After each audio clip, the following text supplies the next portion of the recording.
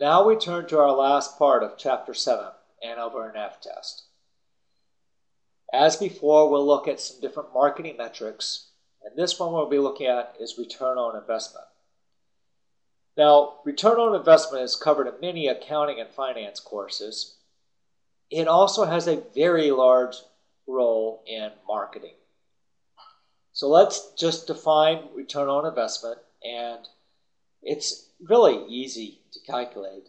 It's the financial gains less the cost divided by the cost. One way I like to put it as show me the gain, subtract off the pain, and divide by the pain. So there it is. There's my return on investment. That's literally it. This equation. That's what return on investment is. I'm going to erase all ink on the slide. Not too complicated. Now you're thinking, yeah, we did this in finance, or I know about this from accounting. What does this have to do with marketing? Well, it has a lot.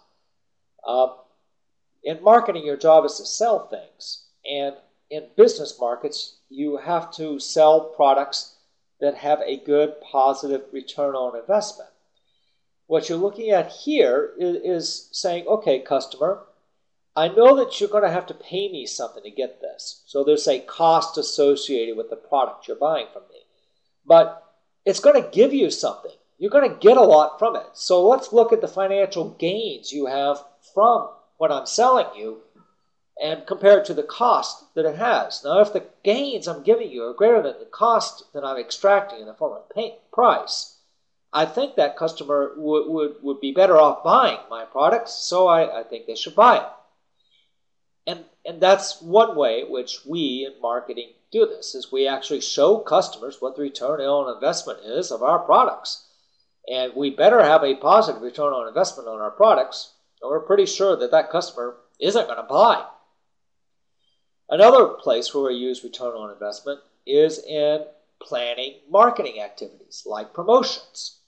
And suppose you have a promotion that costs $5,000 but only gives you $4,000 worth of extra profit. Why would you do it? You wouldn't. It doesn't make sense. You only do a marketing activity because it brings you more money or more customers than you would be without it.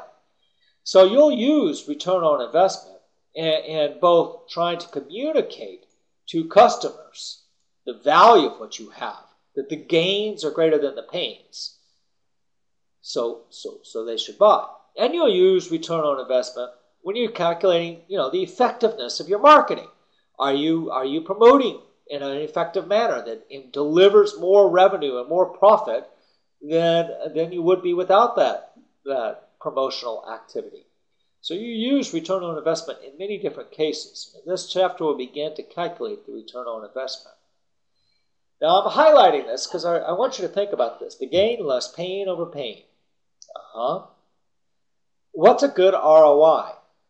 Well, what's a bad ROI? Well, what's the break-even ROI? Break-even. That would mean the gain equals the pain. So if the gain equals the pain, the ROI is 0. Well, if the ROI is 0, why bother doing it? It's not worth it.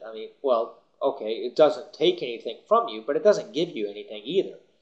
Seems like a waste of time to be spending time on doing something that neither gives nor it doesn't give anything to you. So you need a return on investment that's positive. Suppose the return on investment is 25%. How would you interpret that? That would apply for every dollar you spend, you get $1.25 back.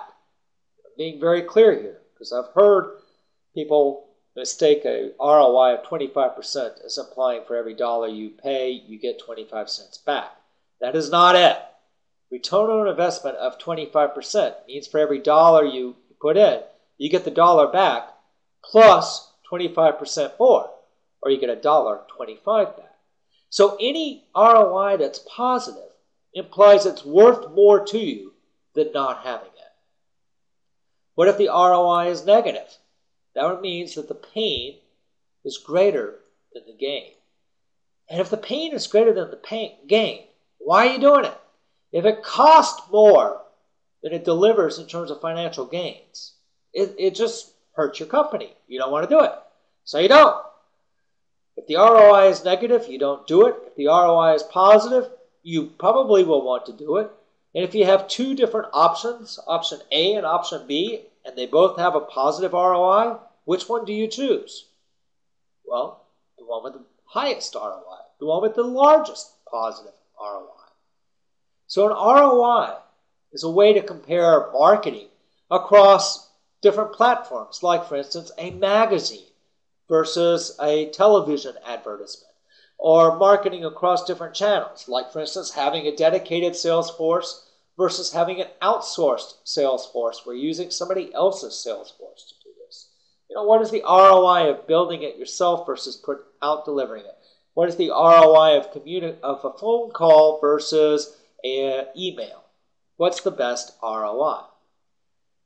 Great way to communicate the value you deliver in sales as well. Because you compare your product to the competing products and say, yes, but my product has a larger ROI. So my product, in comparison, is the best one out there. You do need to buy my product. In the book, we'll have a couple of examples of ROI. I asked you to calculate those. We have the ROI on a concrete paving machine, the ROI on a Groupon advertisement. Nice little examples of how to calculate ROI and when we might use them. Good luck, and I'll see you next week as we begin Chapter 8.